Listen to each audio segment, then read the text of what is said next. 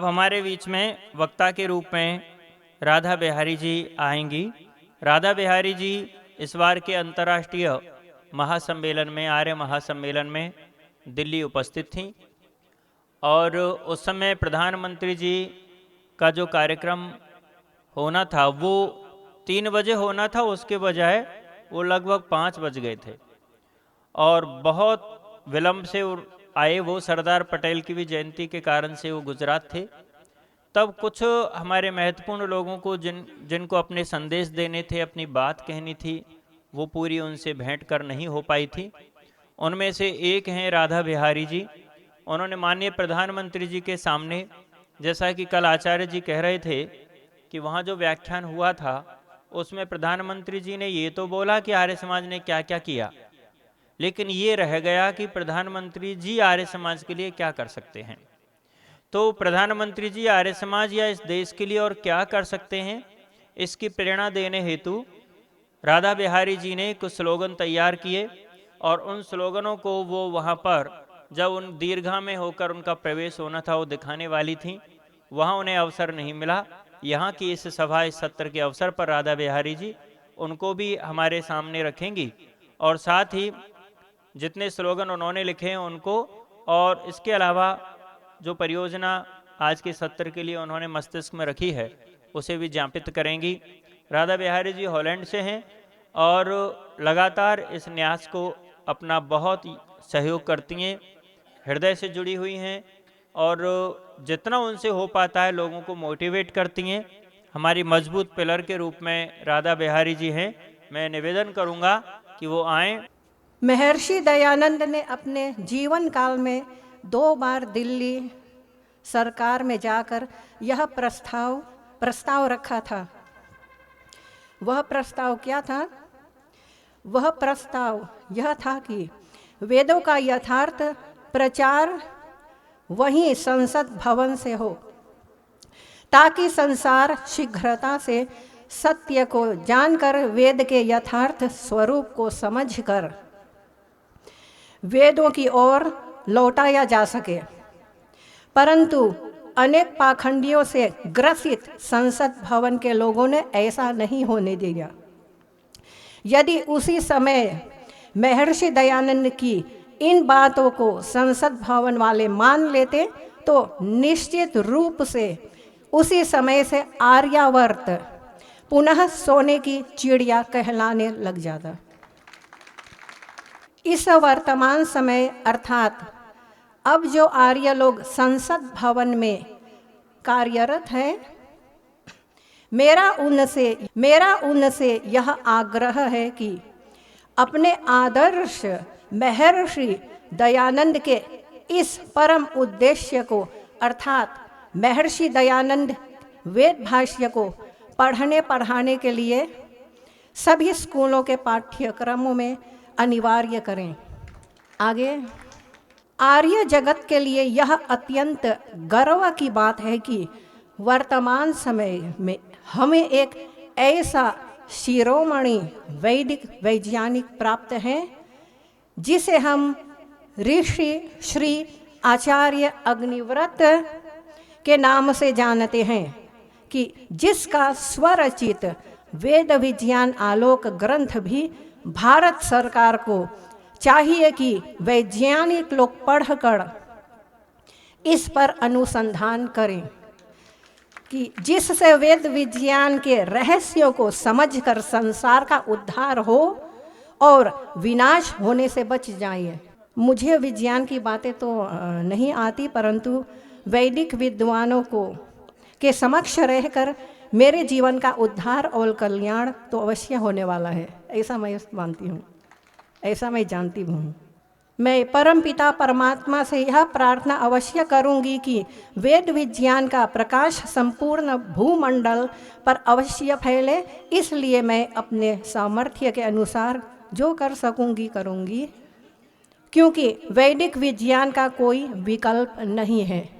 आह्वान है कि सभी आर्य संस्थाओं से और संसद भवन के अंतर्गत रहकर कार्य करने वाले राज्यपाल श्री देवव्रत आचार्य जी से कि आप लोग प्रधानमंत्री श्री नरेंद्र मोदी के समक्ष यह प्रस्ताव रख पारित कराएं कि महर्षि दयानंद के वेद भाष्य और वेद विज्ञान आलोक, वेदार्थ विज्ञानम आदि वैदिक विज्ञान के ग्रंथों को प्रत्येक मतांतर मजहब के स्कूल, गुरुकुल आदि में पढ़ाया जाए।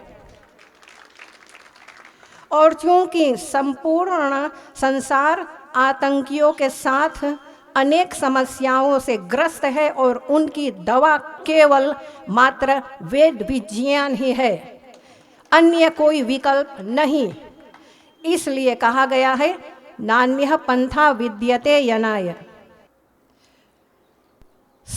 सृष्टि कथा। मैं अपनी अंतरात्मा की बात अब प्रस्तुत करने जा रही हूँ।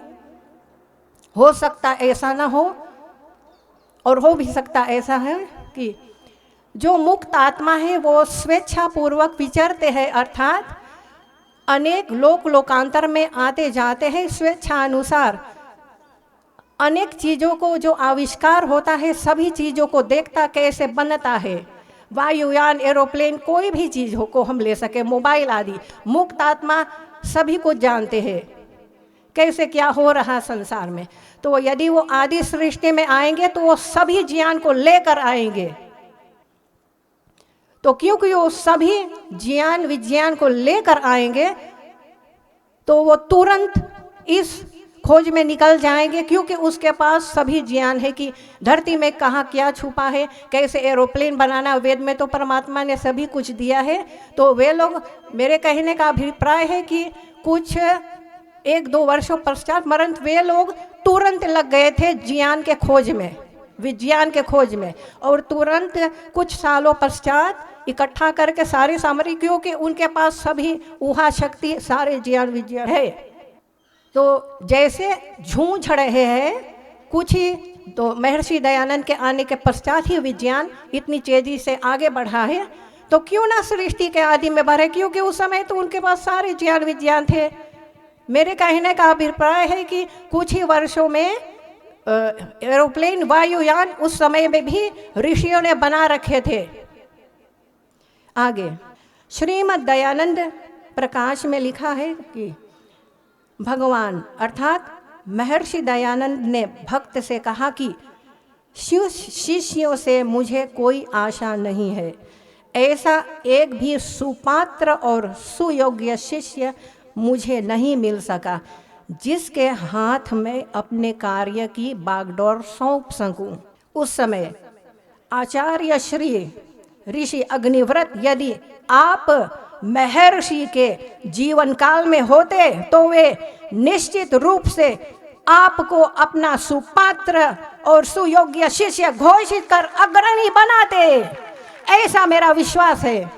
महर्षि के 5वें पीढ़ी आर्य वीर श्री पार्थ और उनकी धर्मपत्नी श्री देवी भूमिका से मैं पहली बार मिलकर मुझे ऐसा लगा कि महर्षि के कार्यों को आर्यवीर श्री पार्थ निश्चित रूप से आप सभी के साथ मिलकर आगे बढ़ाएंगे।